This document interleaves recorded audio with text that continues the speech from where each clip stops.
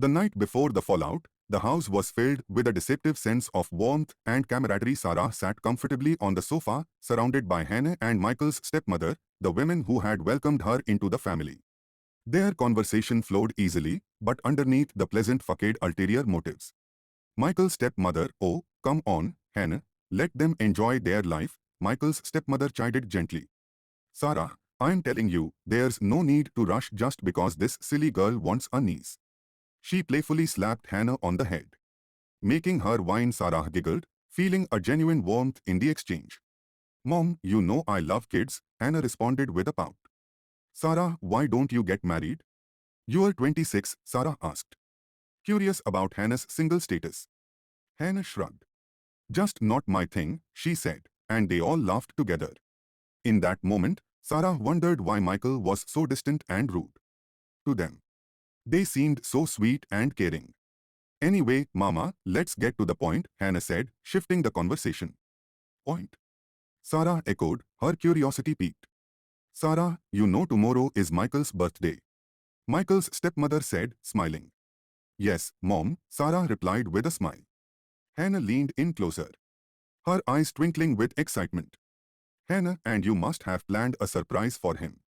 "Why yes, Mom, just a little surprise," Sarah stuttered, feeling nervous. She had planned to cook his favorite food, nothing extravagant. "Actually, we also want to give him a surprise, and we need your help," Sarah, Hannah said. "My help?" Sarah asked, her eyebrows knitting together in confusion. Michael's stepmother's face turned solemn.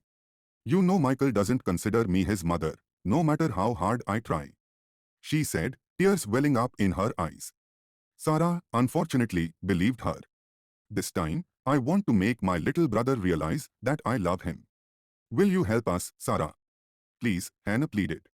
"Yes, I will help." "What do I have to do?" Sarah asked, determined to mend the strained relationships. Michael's stepmother handed her an envelope. "You just have to get his signature on this paper." Sarah took the envelope, her curiosity deepening. "What is it?" she asked as she began to open it. Hannah explained, "Our dad used to run a hospital named after Mom. She's getting old and can't handle it anymore, so she wants to give it to Michael." "Oh," Sarah replied, looking from Hannah to her mother. Questions swirled in her mind, but before she could voice them, Hannah continued. "And I can't handle a hospital. It's not my cup of tea," Hannah said dismissively. Sarah opened the letter but struggled to read it as it was all in English. "Mom, what is written here?" she asked. "It's the same as I said, Sarah. We want to give Michael. Please, don't let him find out our plan. We want to surprise him," Michael's stepmother said, her voice quivering with fake emotion. Sarah hesitated, but the sight of the older woman's tears swayed her. "You are our only hope. Please don't shatter it. We really want to be close to him," Hannah implored.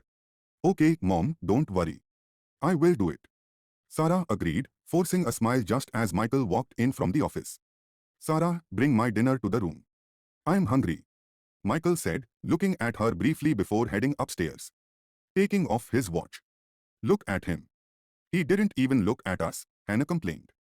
"Sarah, this is our only chance to show him our love.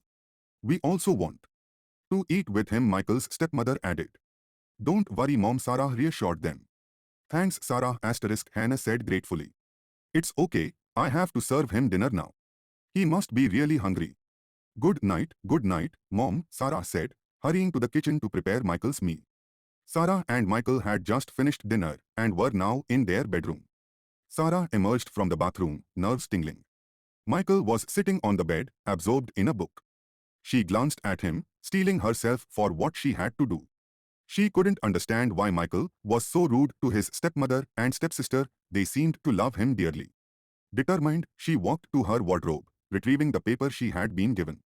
She tried to read it again but regretted not paying more attention in her English classes. Sarah, thinking, can he read English? Of course, he studied in the USA. Okay, fine, let's do this. She approached the bed, trying to act normal. Michael, hum. He hummed, clearly engrossed in his book and not wanting to be disturbed. "Can you sign here, please?" She held out the paper, but Michael barely glanced at it before returning to his book. Okay. Put it on the side table. I'll sign it after I finish this chapter. No disturbances, please. Please sign it now, please. Sarah, you're disturbing me. I'm reading an important book. He finally looked at her, annoyed. Please. She spoke as sweetly as she could, making a baby face. Michael sighed, setting his book aside. Okay, fine, give it here. He extended his hand, and she quickly placed the pen and paper in it. Let me see what this is about. He started to open the letter. Please don't read it. Why not? I mean, why waste time? Just sign it, please. No, let me take a look. He began to open the letter, and Sarah panicked. She did the first thing that came to mind. She sat on the bed in front of him and pulled him close by his collar. Don't waste your time reading that. Read me, she whispered seductively in his ear, surprising him with her boldness. Not tonight, I'm reading a book. But I'm in pound DY. Can you believe we've only done it 3 times? He raised his eyebrows and chuckled. What have you eaten today, Sarah? The girl who shivers from my touch now asking for it? He wasn't wrong. She was still not used to his touch, but she had to be strong and confident. So, I'm also human. Understandable, but not tonight, Sarah.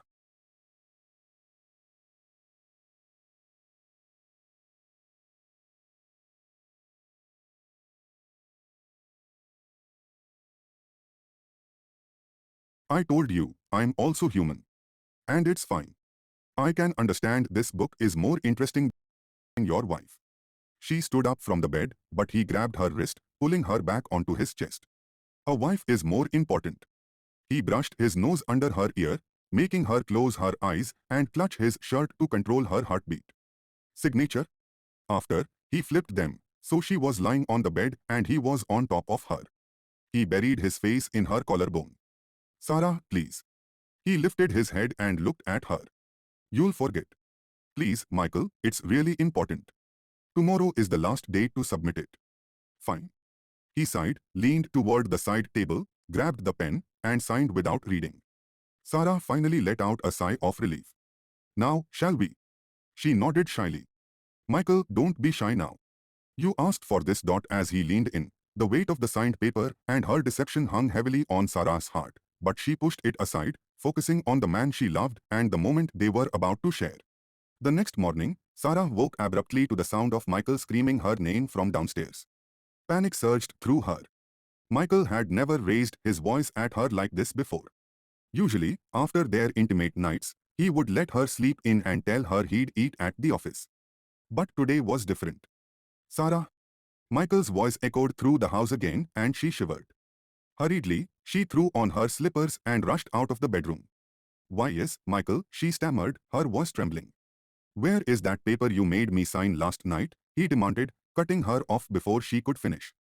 I don't have it, Sarah stuttered, remembering how Michael's stepsister, Hannah, had come to their room early that morning to take the paper back while Michael was still asleep.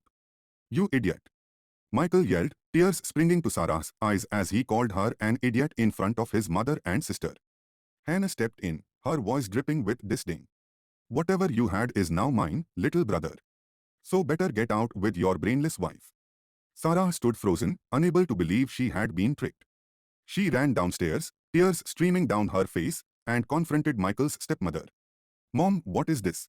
You said you wanted to give him a surprise, she cried. Hannah smirked. Isn't it a beautiful surprise? Oh, I almost forgot.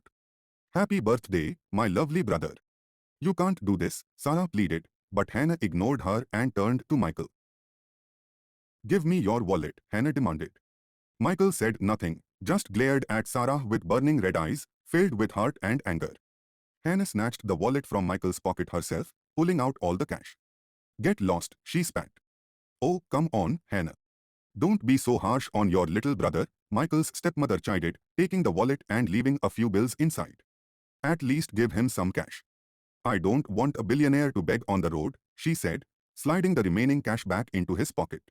Mom, please, why are you doing this? You said you loved him, you love them, why? Sarah sobbed. Of course, I love you, dear, Michael's stepmother replied with a cruel smile.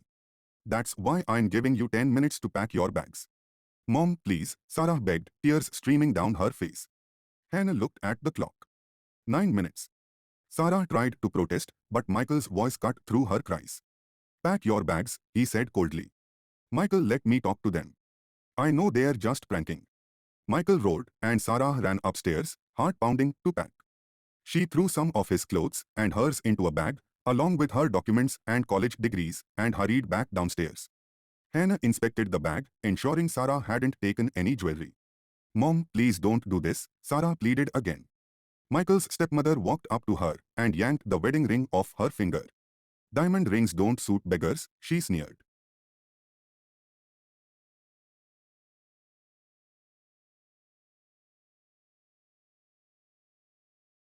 Mom, no, please, Sarah continued to cry and beg, but Hannah dragged her to the door and shoved her outside.